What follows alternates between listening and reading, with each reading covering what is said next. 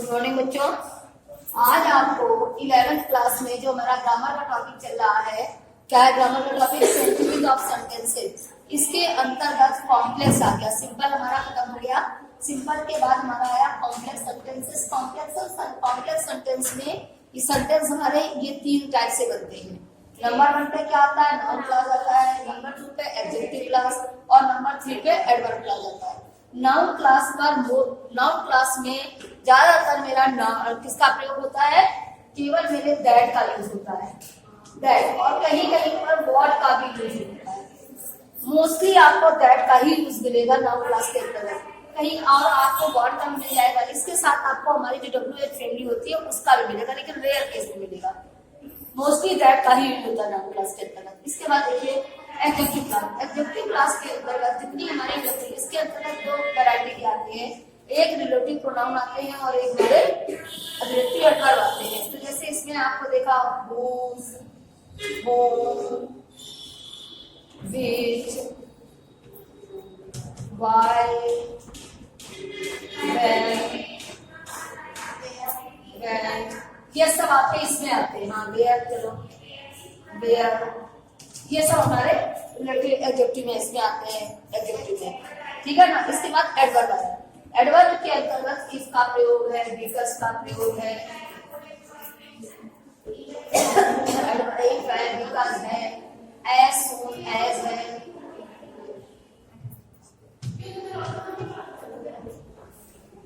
दो ऑल्दो है,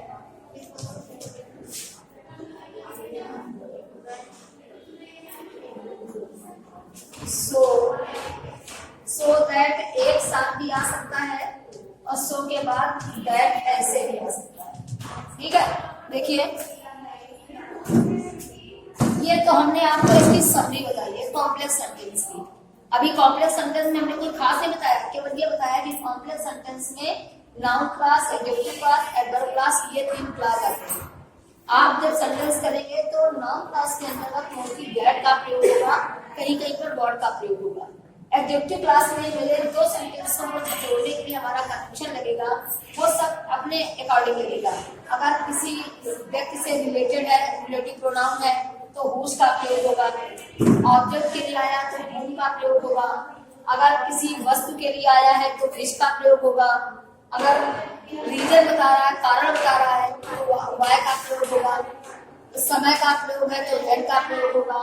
ऐसे स्थान की बात है तो where का प्रयोग, क्लियर ना, यही चीज है। इसके बाद आप आ जाइए एडवर्ब क्लास के अंतर्गत। एडवर्ब क्लास के अंतर्गत इफ अगर आपको कंडीशन बता रहा है कि यदि तुम कठिन परिश्रम करोगे तो पास होगी, if you work hard you will pass, condition है कि हम कब पास होंगे? जब हम कठिन परिश्रम करेंगे तब हम पास होंगे। इसके बाद बिकॉज़ का प्रयोग, क्योंकि, कारण बता रहा है। वो अब्सेंट था क्योंकि वो बीमार था, वो विद्यालय नहीं आया क्योंकि वो आउट ऑफ स्टेशन था। तो रीजन बताने पर हमारा इसका मतलब कहा बिकॉज़ का प्रयोग। एज सून एज का प्रयोग, जैसे ही उसने ऐसा किया वैसे ऐसा हो गया। जैसे वो घर से बाहर निकला, ठीक है ना, जैसे ही का प्रयोग है। दो आल्दो का प्रयोग, दो आल्दो में यद्यपि का अर्थ होता है, यद्यपि। फिर आइए सो दैट माने ताकि, ताकि, ताकि का मतलब है संभल कर चलो ताकि गिर ना जाओ। पढ़ लो ताकि पास हो जाओ, है ना, रिजल्ट। हाँ, और यहाँ पर सो और दैट अलग अलग आएगा। सो और दैट अलग अलग कैसे आ जाएगा? जैसे रिमूव वाले में आ जाएगा। He is too fat to run fast. Fat that he cannot run fast. तो he is so, ये सो आया पहले वाले पैरा में, और फिर पैराग्राफ में जब दूसरा वाला हमारा सेंटेंस आया दैट का प्रयोग, तो ये सो दैट एक साथ आ रहा है। इस सो दैट में ताकि शब्द निकल रहा है, और इस सो और दैट में इसलिए मतलब है ना, इसलिए की निकल रहा है।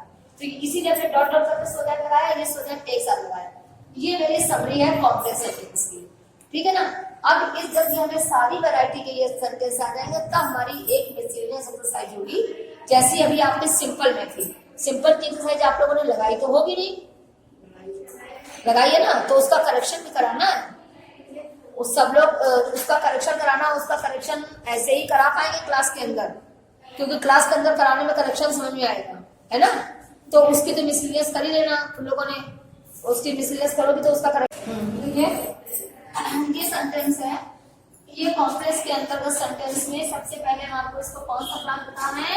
नाउन क्लास, ठीक है। ये कॉम्प्लेक्स के अंतर्गत मेरा नाउन क्लास आया।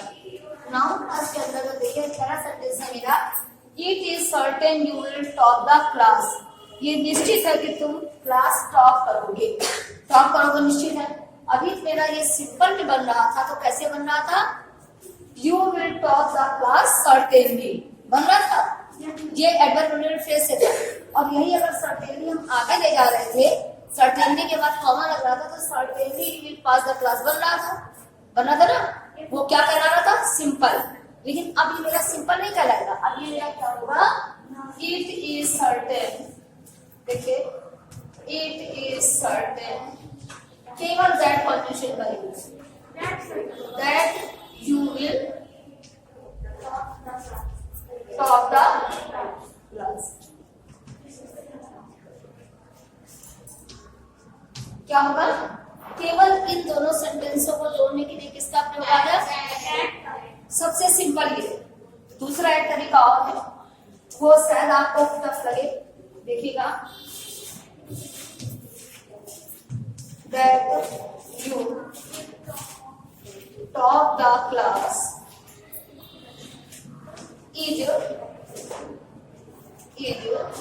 certain। इसमें आप कंफ्यूज हो गए, इसलिए कंफ्यूज होंगे कि दैट के बाद हम पहला सेंटेंस लगाएं, दैट के बाद हम दूसरा सेंटेंस लगाएं। कि देखो, कि तुम क्लास टॉप करोगे, कि तुम क्लास टॉप करोगे, that you will top the class is certain. Sentence का अर्थ वही है, that you will top the class, कि तुम क्लास टॉप करोगे, ये निश्चित है। लेकिन इसमें आप कंफ्यूज हो जाएंगे, ये बहुत सरल है, क्योंकि दोनों सेंटेंसों के बीच दैट का यूज कर लेना है। क्लियर होगी। इसके बाद आपको एक सेंटेंस हम लिख रहे हैं, नीचे देखिए, please pay attention, please pay attention. ऊपर रख कर ले, ये नाउन ऊपर से हटा देते हैं। सेंटेंस देखिए,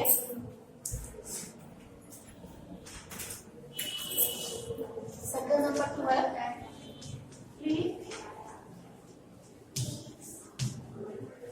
pay attention.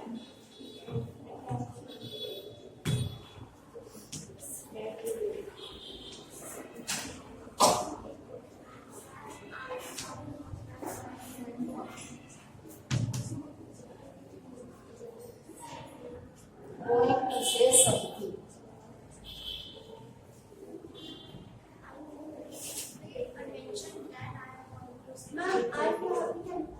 Please pay attention, कृपया ध्यान दीजिए। I am going to say something, मैं कुछ कहने जा रही हूँ। समथिंग, मैं कुछ कहने जा रही हूँ। आप लोगों को ध्यान किसमें देना है,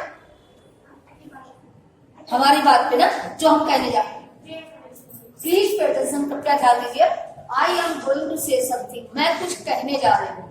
तो आपको ध्यान किस पे देना है, जो हम कहने जा रहे हैं, जो हम कहने जा रहे हैं। तो जो कुछ हम ये कहने जा रहे हैं समथिंग, उसके लिए मेरा व्हाट आ जाएगा, व्हाट आ जाएगा। अब समझिएगा,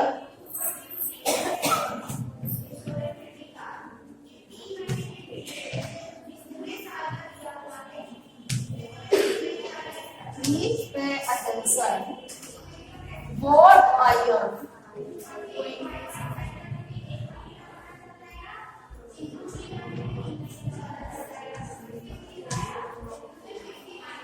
अब समझे नहीं आया, आज निकालिए, please pay attention, what I am going to से।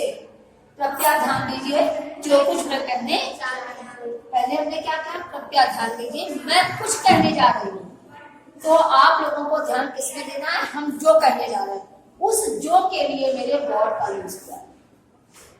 क्या आया, प्लीज पे अटेंशन पूरा वही बना रहा, कंजंक्शन मेरा क्या हो गया, व्हाट। व्हाट के बाद आई एम गोइंग टू से। अब अगर समथिंग लगा देंगे तो सेंटेंस रॉन्ग हो जाएगा, क्योंकि समथिंग के लिए ही मेरा व्हाट आता है। अब दोनों क्या करिए, इसका सेकंड नहीं बनेगा। समझ में आ गई बात, दोनों सेंटेंस। तो सिंपल नाउन क्या मेरा खत्म हुआ। अब एक लोग हमें वो दो जरा सा सेंटेंस बताएं, सेंटेंस बुक दो कोई, इधर दो है कि एक ही है? दो है, दो नहीं। हाँ, अब ये देखिए, ये सेंटेंस आया सबको समझ में? इसके बाद देखिए जरा, इसके बाद सेंटेंस को देखिए, complex sentence.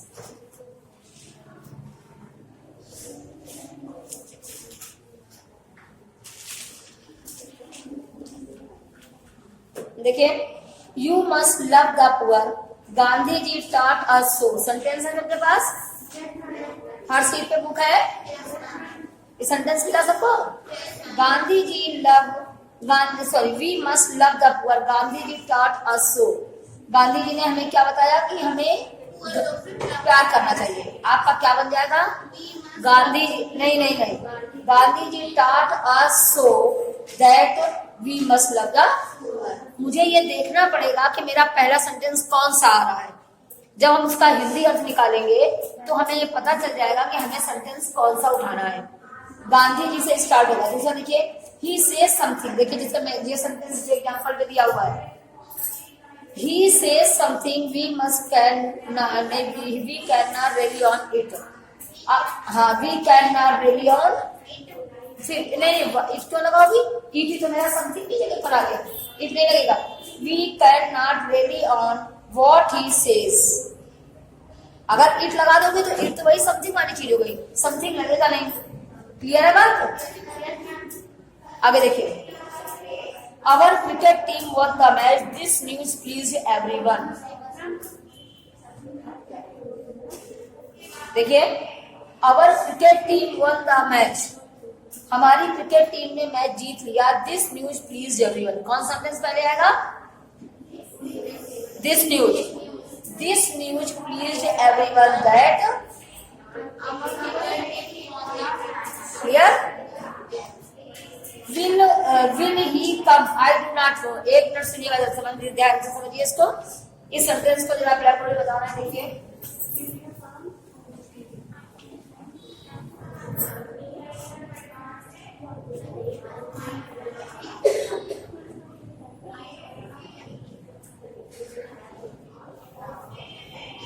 I do not know will he come, मुझे नहीं मालूम क्या वो आएगा। अब ये इंट्रोवर्टेड से हट जाएगा। आई do not know that he will come, that he will come. I do not no, मुझे नहीं मालूम, दैट, क्योंकि दैट से जुड़ जाएगा। अभी ये इंट्रोवर्टेड है, विल ही कम है तो विल कम का हट जाएगा, विल से हटेगा, दैट लग जाएगा। जब दैट लग जाएगा तो इंट्रोवर्टेड मार्क हट जाएगा, ही विल कम। आगे देखिए, the sun rises in the east, it is fact. Simple है ये। द सन राइजेस, अच्छा, चलो, I do not know will he कम।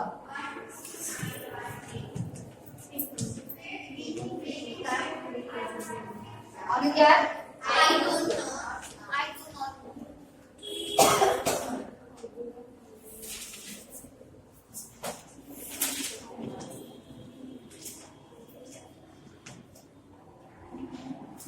देखिए, आप देख रहे हैं कि पहला सेंटेंस मेरा इंट्रोडक्शन में बना है, दूसरा सेंटेंस सिंपल में बना है, तो इसके अकॉर्डिंग फुल स्टॉप लगा हुआ है। हिंदी अर्थ निकालिए, क्या वो आएगा? क्या वो आएगा मुझे नहीं पता। तो मुझे, जब हमें पता नहीं है तो हम ये भी तो सेंटेंस करते हैं, मुझे नहीं पता कि वो आएगा कि नहीं, है ना? जैसे हम पूछें क्या वो आएगा, मुझे नहीं पता, तो मुझे नहीं पता कि वो आएगा ना, कि वो आएगा। अब हम पीछे से लेते हैं, आई डू नॉट नो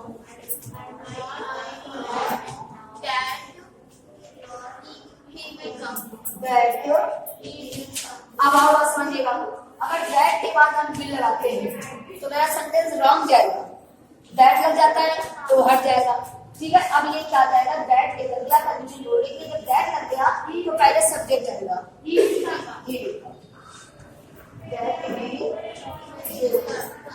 और देखिए, जब दैट ही विल कम लग गया तो मेरा इंट्रोवर्टेड मार्क भी हट जाएगा और इंट्रोवर्टेड मार्क फुल स्टॉप आएगा।